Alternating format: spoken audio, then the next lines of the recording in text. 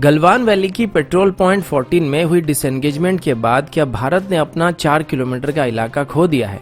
भारत के मना करने के बाद भी रशिया की तरफ से अपनी RD-93 इंजन की लेटेस्ट वेरिएंट को पाकिस्तान को देने का फैसला किया गया है। इंडियन आर्मी अभी 11 नए अपाचे हेलीकॉप्टर को खरीदने वाली है, जो कि हमें 2023 तक मिल सकते हैं। चाइना अभी अपने 5th जनरेशन फाइटर जेट में जो इंजन का इस्तेमाल कर रहा है वो 1970s के दौर के इंजन है, और इन इंजन के साथ चाइना के नई 5th जनरेशन फाइटर जेट उड़ तो सकते हैं लेकिन जंग नहीं लड़ सकते हैं। और अंत में यूनाइटेड स्टेट की नेवल वॉर कॉलेज की स्टडी के मुताबिक भारत को F-35 मिलने के कितने चांसेस है, और अगर ऐसा होता है तो ये मिलिट्री से ज्यादा एक पॉलिटिकल डिसीजन क्यों होने वाली है। नमस्कार दोस्तों, मेरा नाम है अंशुमन नायक और आप सभी का बहुत बहुत स्वागत है इंडियन डिफेंस न्यूज के डिफेंस टॉक सीरीज में। तो चलिए देर ना करते हुए आज की वीडियो शुरू करते हैं। आज की पहली अपडेट भारत और चाइना को लेके है।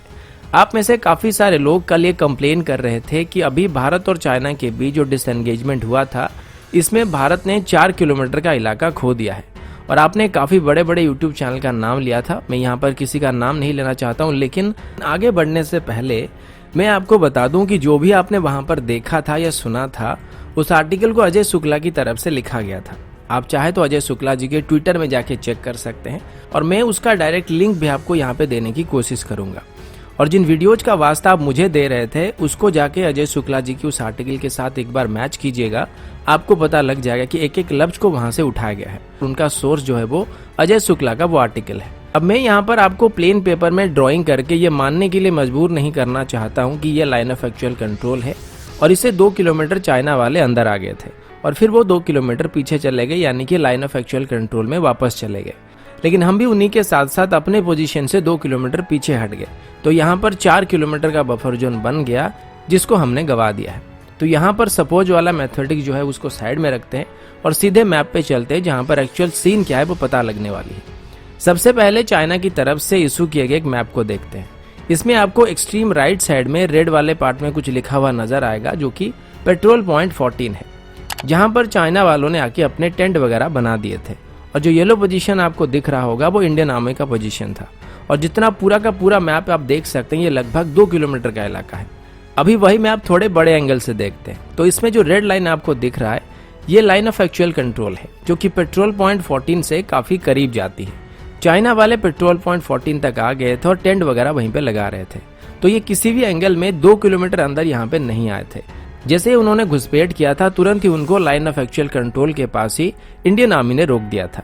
और आप अभी मैप में दिखाए गए इस जगह को अच्छी तरीके से जानते होंगे, जहां पर 15 जून को इंडियन आर्मी और पीपल लिबरेशन आर्मी के बीच मारपीट हुआ था। अब जरा इस मैप को देखिए। 6 जुलाई को ही बातचीत के दौरान जो डिसएंगेजमेंट हुआ, उसके मुकाबले चाइना वाले पेट्रोल पॉइंट 14 से 2 किलोमीटर पीछे जाएंगे और हम भी 2 किलोमीटर पीछे जाएंगे। यहाँ पर रेड लाइन चाइना का पोजीशन दिखा रहा है, जबकि येलो लाइन जो है वो हमारा पोजीशन दिखा रहा है। तो यहाँ पर भी 4 किलोमीटर का बफर जोन बना है, और अभी सिर्फ तनाव को कम करने के लिए इस बफर जोन को क्रिएट किया गया है। और बाद में इंडियन आर्मी पेट्रोल पॉइंट तक जाने वाली है। बाकी पॉइंट्स की बात करें तो वहां पर भी अभी डीएस्केलेशन प्रोसेस जारी है, लेकिन पूरी तरीके से ट्रूप्स को पीछे हटने में काफी सारा वक्त लग सकता है। मुझे उम्मीद है कि आपको गलवान घाटी और पेट्रोल पॉइंट 14 में किस तरीके से डिसएंगेजमेंट हो रहा है वो समझ में आ गया होगा। लेकिन अगर आपको फिर भी पेट्रोल पॉइंट के बारे में कोई डाउट है, तो आज इवनिंग में मैंने एक वीडियो पोस्ट किया था, उसे जाके देख लीजिएगा। आपके काफी सारे डाउट क्लियर हो जाएंगे और आप अच्छी तरीके से समझ पाएंगे। अब बाकी जो लोग ये बोल रहे हैं कि भारत ने 4 किलोमीटर खो दिया है, तो मेरे हिसाब से वो डायरेक्टली इंडियन आर्मी की क्रेडिबिलिटी के ऊपर सवाल उठा रहे हैं, क्योंकि जिस जमीन के लिए हमारे 20 जवान वीर गति को प्राप्त हो गए, उनकी बलिदान के ऊपर अभी ये लोग सवाल उठा रहे हैं और अपने मन से पेपर में कोई भी लाइन खींच के लोगों को गुमराह करने की कोशिश कर रहे हैं।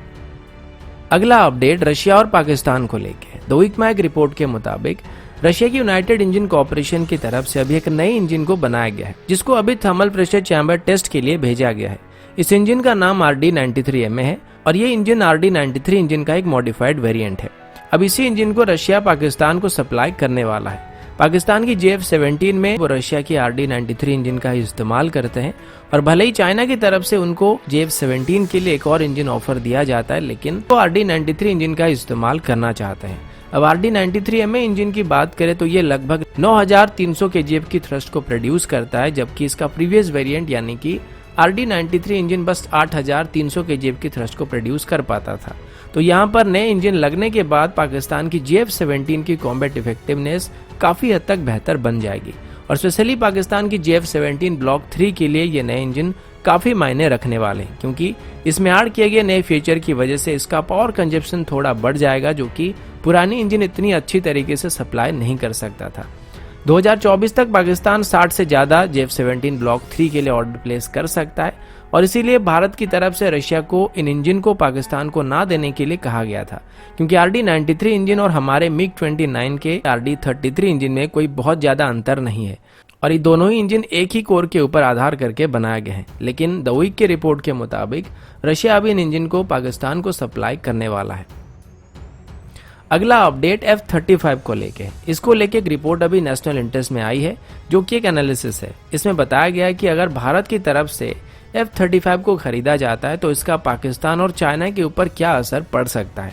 इससे पहले भी कई बार ऐसी खबर सामने आई थी कि भारत यूनाइटेड स्टेट्स से F-35 को खरीदने वाला है, लेकिन फॉर्मली इंडियन एयरफोर्स की तरफ से ये बात कभी भी नहीं कहा गया था और यूनाइटेड स्टेट की तरफ से भी कभी F-35 को भारत को ऑफर नहीं किया गया था। लेकिन अभी एक पॉसिबिलिटी इस वजह से है क्योंकि रिसेंटली यूनाइटेड स्टेट की सीनेट में 5th जनरेशन फाइटर जेट को भारत को देने के लिए और भारत की स्वदेशी 5th जनरेशन फाइटर जेट को डेवलप करने में मदद करने के लिए एक बिल को इंट्रोड्यूस किया गया था।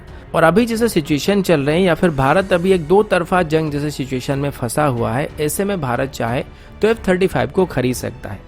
पिछले कुछ सालों में भारत ने काफ़ी सारे यूएस ऑरिजिन हथियार खरीदे हैं और भारत की वेपन मार्केट में अभी रशिया के बदले यूनाइटेड स्टेट धीरे धीरे अपना कब्जा कर रहा है। लेकिन F-35 को खरीदने के लिए भारत के सामने कई प्रॉब्लम है। सबसे बड़ा प्रॉब्लम जो मैंने आपको बताया था वो S-400 सिस्टम है। यूनाइटेड स्टेट नहीं चाहता कि S-400 कभी भी F-35 के रडार सिग्नेचर को मैप कर पाए और इसीलिए वो कभी भी इन दोनों सिस्टम को एक ही साथ ऑपरेट होने नहीं देना चाहता है। दूसरी प्रॉब्लम ये कि अगर भारत को F-35 को किसी भी फॉर्मल टेंडर के अंदर ऑफर किया जाता है तो ये भारत को मिलते मिलते काफ़ी वक्त लग जाएंगे, क्योंकि अभी भारत की रिसेंट MMRC टेंडर की बात करें तो ये 10 साल पहले शुरू हुआ था और अभी तक ये फाइनल नहीं हो पा रहा है। तो अगर इसके अंदर भारत को F-35 को ऑफर किया जाता है तो ये कब तक भारत को मिलेंगे ये बताना मुश्किल है। लेकिन अगर इसको एक गवर्नमेंट टू गवर्नमेंट डील के अंदर फाइनल कर दिया जाता है तो भारत को ये 2 से 4 साल के अंदर मिल सकते हैं।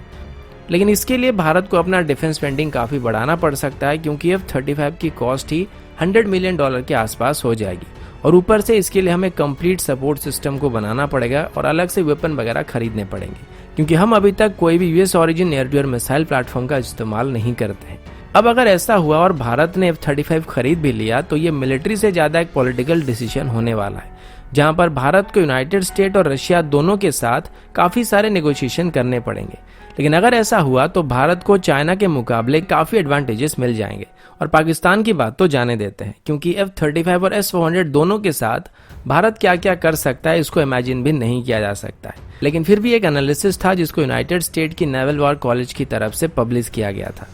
इनमें से कुछ बातें करंट इवेंट के ऊपर आधारित थे, जबकि कुछ बातें उन्हीं को बेस करके इमेजिन किए गए थे। तो ये कितना सच होगा ये बताना काफ़ी मुश्किल है, लेकिन जियोपॉलिटिक्स की बात करें तो कभी भी कुछ भी हो सकता है। अगला अपडेट चाइना की 5th जनरेशन फाइटर जेट को लेके है। कुछ दिन पहले मैंने आप सभी को बताया था कि चाइना अभी एक और 5th जनरेशन फाइटर जेट को बना रही है, जो कि उसकी FC-31 फाइटर से डिराइव किया जा सकता है। FC-31 को चाइना की तरफ से सबसे पहले 2012 में इंट्रोड्यूस किया गया था और तब से इसके प्रोटोटाइप में काफ़ी सारे विजिबल चेंजेस किए गए थे। लेकिन अभी आई कुछ रिपोर्ट के मुताबिक इस फाइटर को चाइना की एयरफोर्स खरीदना नहीं चाहती है।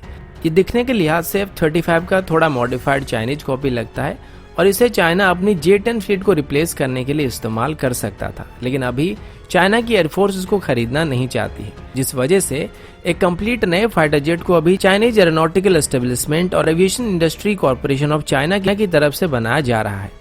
ये किस टाइप का फाइटर जेट होगा इसके बारे में कोई जानकारी नहीं दिया जा रहा है, लेकिन FC-31 या J-31 फिर भी चाइनीज नेवी में इंडक्ट हो सकती है और इनको चाइना अपनी J-15 फाइटर जेट को रिप्लेस करने के लिए इस्तेमाल कर सकता है। पर अभी FC-31 में जो इंजन का इस्तेमाल किया जाता है उनका नाम WS-13 इंजन है और ये इंजन सोवियत ओरिजिन इंजन यानी कि 1970s के दौर के एरो इंजन के एक चाइनीज कॉपी है और इसी वजह से J-31 का परफॉर्मेंस काफ़ी खराब है और एक 5th जनरेशन फाइटर जेट बनने के लिए जो खूबियाँ चाहिए वो FC-31 को नहीं मिल पाता है और इस इंजन के साथ ये कभी भी एक 5th जनरेशन फाइटर नहीं बन पाएगा।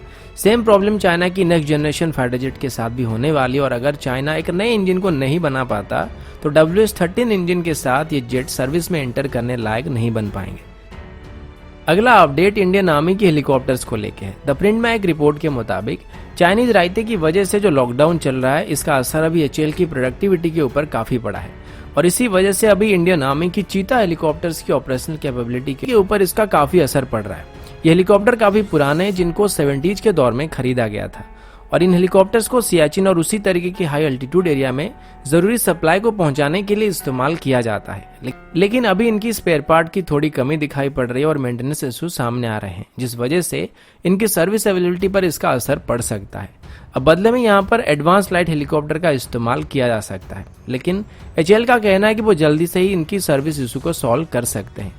वहीं पर रशिया के साथ जो 200 कामोव 226 हेलीकॉप्टर की डील साइन होने वाली थी उसको लेके अभी भी बातचीत किया जा रहा है और अभी तक ये फाइनल नहीं हो पा रही है और यही हेलीकॉप्टर आगे चल के हमारे चीता हेलीकॉप्टर को रिप्लेस करने वाले हैं।